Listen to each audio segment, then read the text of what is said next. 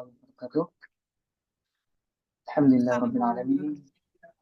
Allahumma shalli ala sayyidina Muhammad wa ala ali sayyidina Muhammad. Bersama-sama kita hormati moderator, Ibu Istriza, Magister Ekonomi, dan para presenter yang lain yang sama-sama kita ta'zimi. Baiklah, di sini saya akan memaparkan paper artikel saya yang berjudul Kesetaraan Gender dalam Perekonomian. Memperkuat hak ekonomi perempuan sebagai hak asasi manusia. Mohon maaf, Latar Bapak belakang, Firmansyah, suaranya lebih keras lagi karena oh ya siap. kecil sekali terdengar. Oke, siap.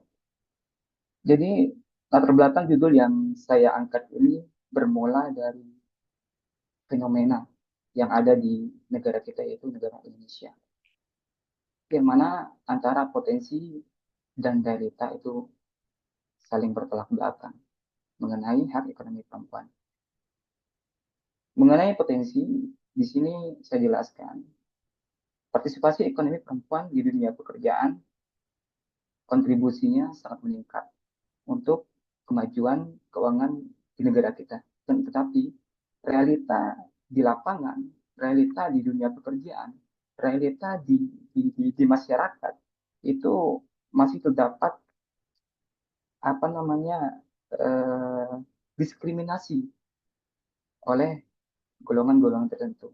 Karena salah satu penyebabnya yaitu masih kentalnya budaya patriarki, apakah itu di dunia pekerjaan, di masyarakat, ataupun di instansi lainnya. Sehingga di sini menyebabkan tidak terpenuhinya hak-hak perempuan di dunia pekerjaan, hak-hak ekonomi perempuan. Adapun problematika yang saya angkat ini yaitu ada tiga ya. Yang pertama mengenai budaya patriarki. Yang kedua mengenai beban ganda. Ketiga, kesenjangan upah. Budaya patriarki ini, dominasi budaya patriarki menempatkan perempuan pada posisi subordinat ataupun diremehkan yang memicu diskriminasi dalam akses pekerjaan. Yang kedua, beban ganda. Tanggung jawab ganda antara urusan domestik dan pekerjaan publik membatasi waktu serta energi perempuan dalam mengakses peluang ekonomi formal secara optimal. Yang ketiga, kesenjangan upah. Di sini diskriminasi sistematik menyebabkan juga perempuan sering menerima upah yang lebih rendah dibandingkan laki-laki, meskipun memiliki beban kerja yang produktivitas yang setara. Selanjutnya yaitu mengenai novelty yang saya angkat. Jadi keunikan judul saya ini dibandingkan dengan penelitian terdahulu yaitu saya menggunakan pendekatan hak asasi manusia yang berbeda dengan penelitian sebelumnya yang hanya fokus pada pemberdayaan ekonomi sebagai strategi pembangunan semata. Jadi kajian ini menempatkan hak ekonomi perempuan sebagai bagian integral dari hak asasi manusia. Yang dimaksud hak asasi manusia di sini yaitu hak ekonomi perempuan bukan sekedar strategi pembangunan ataupun pilihan, melainkan kewajiban negara untuk menjamin dan memenuhinya sebagai bagian dari hak asasi manusia. Adapun pentingnya penelitian yang saya angkat ini, karena penguatan hak ekonomi perempuan harus ditempatkan sebagai kewajiban hak asasi manusia dan syarat mutlak pembangunan inklusif yang bertujuan untuk mengatasi hambatan struktural yang membatasi kontribusi strategis perempuan dalam perekonomian nasional.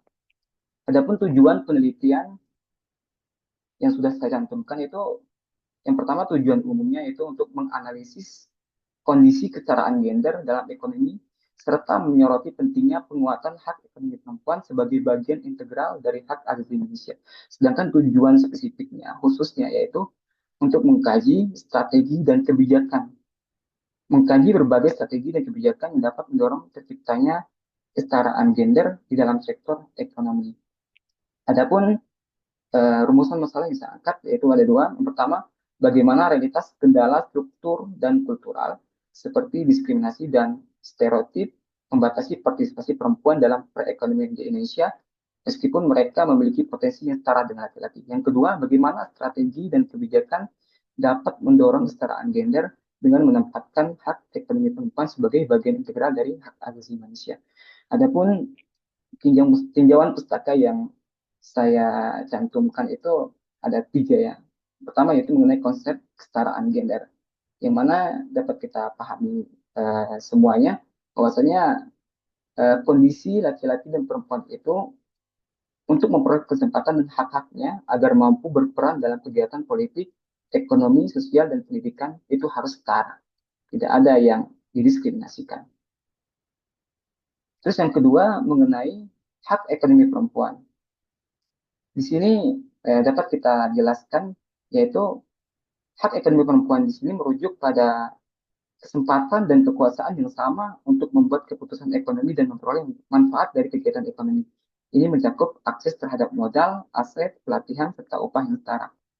Yang ketiga, tinjauan pustaka mengenai perspektif Islam. Islam mengakui dan memberikan pengakuannya setara terhadap potensi dan hak ekonomi perempuan antara laki-laki dan perempuan. Seperti contohnya, historis yang diangkat adalah Sayyidina Khadijah sebagai pengusaha sukses yang membuktikan bahwa Islam memberikan ruang luas bagi perempuan di sektor ekonomi.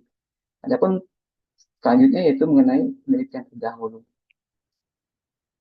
Di sini saya cantumkan tiga penelitian terdahulu. Yang pertama yaitu penelitian oleh Amalia tentang pemberdayaan dan pertumbuhan ekonomi. Yang kedua, penelitian oleh Pramudaya tentang partisipasi angkatan kerja. Yang ketiga, penelitian oleh Fitria tentang perspektif ekonomi Islam dan kepemimpinan. Dari penjelasan tiga peneliti ini, jadi saya menemukan kesenjangan dari penelitian tersebut, yaitu mengidentifikasi bahwa penelitian terdahulu cenderung menyoroti pemberdayaan ekonomi perempuan hanya sebagai strategi pembangunan semata. Belum ada penekanan eksplisit pada hak ekonomi perempuan sebagai hak asasi manusia yang mencakup aspek perlindungan hukum, kewajiban negara, dan penghapusan ketimpangan. Adapun metodologi penelitian yang saya pakai yaitu penelitian kepustakaan atau library research yang bersifat kualitatif deskriptif, yang mana sumber datanya yang saya peroleh yaitu meliputi peraturan perundang-undangan, laporan resmi pemerintah, jurnal akademik, serta artikel ilmiah. Sedangkan metode analisis di sini saya menganalisiskan konten terhadap dokumen kebijakan dan literatur penelitian terdahulu untuk menilai hambatan struktural, budaya, serta peran regulasi. Adapun hasil dan pembahasannya yaitu ada 4 poin. Yang pertama yaitu mengenai konsep kesetaraan gender dan hak ekonomi perempuan.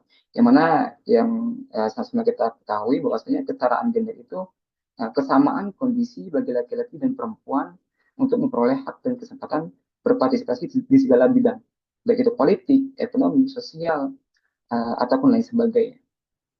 Hak ekonomi perempuan itu hak untuk mendapatkan akses setara terhadap pekerjaan, penghasilan modal, pelatihan, serta memiliki kendali penuh dalam pengambilan keputusan ekonomi. Yang kedua, poin kedua yaitu mengenai hambatan struktural dan budaya terhadap kesetaraan hak ekonomi perempuan.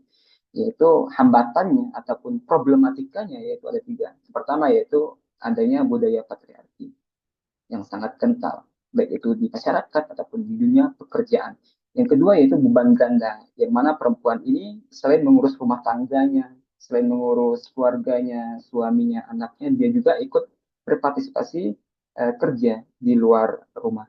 Yang ketiga yaitu kesenjangan upah. Kesenjangan upah ini sering kita lihat itu biasanya kalau uh, upah laki-laki dan perempuan itu berbeda. Padahal dari segi prosedur pekerjaannya itu sama. Nah, menunjukkan bahwasanya di dunia pekerjaan tersebut itu masih apa namanya masih kental dengan budaya patriarki. Seperti biasanya kalau di apa di kampung itu pekerjaan kebun itu biasanya laki-laki lebih banyak memperoleh upah dibanding perempuan. Padahal sama-sama ya, sama-sama mencangkul, sama-sama mencabut rumput pekerjaannya. Terus yang poin ketiga yaitu peran kebijakan dan regulasi dalam memperkuat hak ekonomi perempuan. Bagaimana sih peran kebijakannya dan regulasinya? Di sini negara kita sebenarnya dalam memberikan regulasi undang-undang itu sudah bagus banget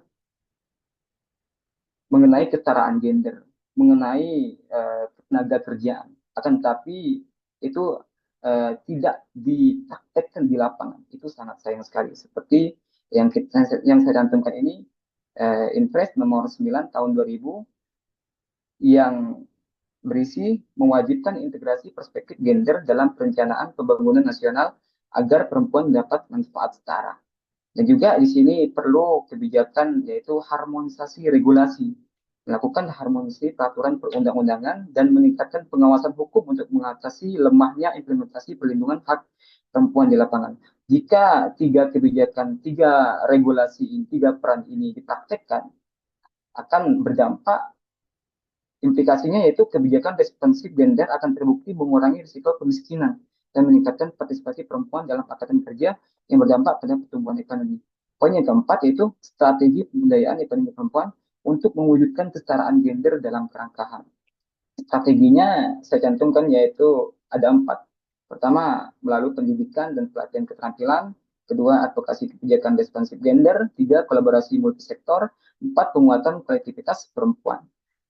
Selanjutnya yaitu kesimpulan. Kesimpulan karena rumusan masalahnya dua, jadi kesimpulannya juga ada dua. Yang pertama, kesetaraan gender dalam perekonomian merupakan aspek fundamental dalam mewujudkan hak ekonomi perempuan sebagai bagian tak terpisahkan dari hak asasi manusia. Namun realita di lapangan menunjukkan bahwa perempuan masih menghadapi hambatan struktural dan budaya yang berat, meliputi budaya patriarki, beban ganda, serta kesenjangan upah yang membatasi akses dan partisipasi mereka secara optimal. Kesimpulan yang kedua yaitu kerangka hukum seperti Undang-Undang Ketenagakerjaan dan kebijakan pengaruh utamaan gender atau PUG telah tersedia, akan tetapi implementasinya sering terhambat oleh lemahnya pengawasan dan kurangnya pemahaman perspektif gender. Oleh karena itu, penguatan hak ekonomi perempuan menuntut pendekatan holistik yang tidak hanya mengandalkan regulasi formal, tapi juga integrasi perubahan sosial dan budaya untuk menghapus ketidakadilan struktural secara efektif. Adapun keterbatasan dari penelitian saya mengenai metodologis, yaitu penelitian ini sepenuhnya bergantung pada metode pustakaan atau library research dengan data sekunder tanpa melakukan survei ataupun pengambilan data primer langsung di lapangan. Jadi untuk penelitian selanjutnya itu disarankan bagusnya data lapangan juga harus dicantumkan. Sekian, terima kasih. Saya kira wassalamualaikum warahmatullahi wabarakatuh.